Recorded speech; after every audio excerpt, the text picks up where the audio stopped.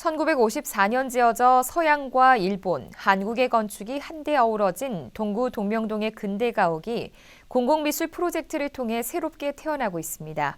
가옥은 당초 허물어질 계획이었지만 보존해야 한다는 여론이 이어지면서 이번 프로젝트가 진행된 건데요.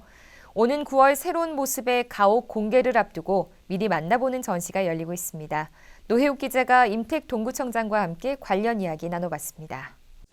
청장님께서는 인문동구를 위해서 여러 가지 행보들을 쭉 이어오셨습니다. 근데 오늘은 또 예술동구를 위한 내용으로 찾아뵙게 됐는데요. 공공미술 프로젝트 시티즌랩 별별별서를 지난해 10월부터 준비를 하셨습니다. 지금 표리뷰 전시가 시작이 됐는데 이 프로젝트는 어떤 프로젝트인가요? 이제 이 사업은 공공미술 프로젝트인데요. 이제 취지는 크게 두 가지 방향입니다. 하나는 이제 코로나19 때문에 문화예술인들의 창작 활동들이 어려움이 있는데 이걸 지원하기 위한 거고, 또 하나는 이 이제 공공미술이 어떤 그 공공적인 분야에서 기여할 수 있도록 하겠다라고 하는 취지의 문화체육관광부에서 이제 전국의 228개 지자체를 대상으로 하는 사업입니다. 그래서 우리가 이제 그 동명동의 근대 가옥을 대상으로 설정을 했던 것은 이 근대 가옥이 이제 갖고 있는 역사성이라든지 또 근대 가옥에서 살아온 사람들의 어떤 숨결도 있을 거고 생활 양식들도 있을 건데, 이런 것들을 그냥 일반적으로 우리가 건축물을 리모델링 할 때는 설계자가 설계하고 거기에 맞춰서 공사해버리는 방식이었다고 한다면, 여기에 채우는 내용물이라든지 그다음에 이런 것들을 이런 그 문화예술인들, 뭐 미술, 디자인, 건축, 조각, 다양한 분야의 분들 38명이 참여해서 이 근대 가옥을 새롭게 시민들에게 선보이고 시민들의 어떤 휴식의 공간이 되게끔 하는 데 있어서 하나의 작품을 만들어 보자고 하는 차원에서 동명동에 저희가 매입한 근대 가옥을 공공미술 프로젝트의 대상으로 삼은 겁니다. 네, 지금 이곳 미로센터에서 5월 28일까지 프리뷰 전시를 1차로 진행을 하시고, 그 다음에 동명동에 위치한 근대 가옥에 설치를 하신다고 말씀을 하셨는데, 근대 가옥을 공공미술 대상지로 선정하신 이유가 있으실까요? 네. 우선 일반적으로 이제 공공미술 프로젝트 하면 가장 그냥 쉽게 벽화를 그리거나 이런 방식으로 접근하는데, 이 가옥은 1954년에 이제 지어진 가옥이거든요. 네. 근데 이제 이 가옥의 특징이 좀 있습니다. 하나는 세 가지 양식, 한식, 일식, 양식 이렇게 구성이 돼 있고요. 또 거기에 따라서 뭐 어떤 54년부터 여기서 생활했던 분들의 생활 어떤 양식이라든지 전통적인 이런 게 이제 있을 거 아니겠습니까? 네. 이런 것들을 그냥 일반적으로 어떤 리모델링 설계해가지고 그냥 건축해버리는 방식보다는 여기 안에 어떤 그 내용물이라든지 그다음에 예형이라든지 이런 것들을 다양한 분야의 예술인들이 참여해서 한다고 한다면 훨씬 이 건물의 건축미라든지 역사성이라든지 또 생활 풍습이라 이런 것들을 잘 드러낼 수 있겠다. 그랬을 때 시민들이 찾았을 때 그냥 일반적인 리모델링 된 근대 가옥이 아니라 이 근대 가옥을 통해서 이 근대 가옥이 갖고 있는 우리 근현대사의 어떤 그 여러 가지 생활 풍습이라든지 또 그 가옥의 역사성이나 이런 것들을 좀 엿볼 수 있겠다. 그래서 그 공공미술 프로젝트의 대상으로 삼은 겁니다. 이번 공공미술 프로젝트는 근대 가옥의 구조적 기능에 따라서 다양한 컨셉으로 이렇게 나누셨다고 했는데, 그렇게 좀 특별하게 나누신 이유가 있으실까요?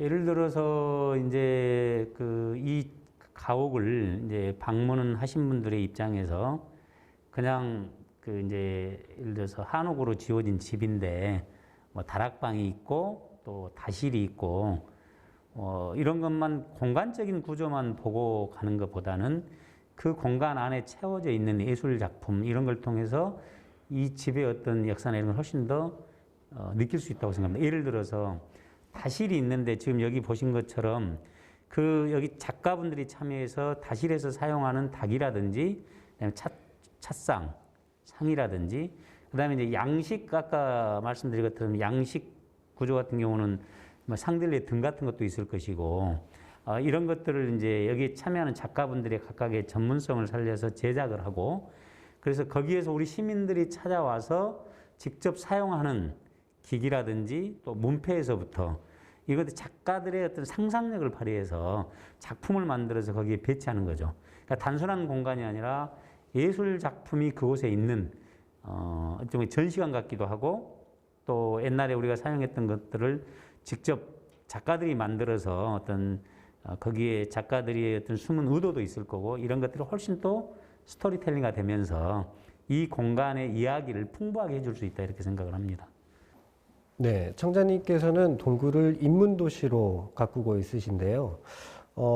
지금 지역 예술인들과 시민들에게 이번에는 공공미술의 장을 또 마련을 해 주셨습니다. 동구를 위한 아이디어 보따리가 또 있으실까요? 우선 이제 저는 이번 공공미술 프로젝트의 결과물들이 지금 여기에 사전 전시가 되고 여기에 전시되어 있는 작품들이 거기 이제 근대가옥이 완성되는 과정에 설치가 될 겁니다. 이제 이번 오늘 저도 작품을 쭉 둘러보면서 굉장히 감동을 했어요.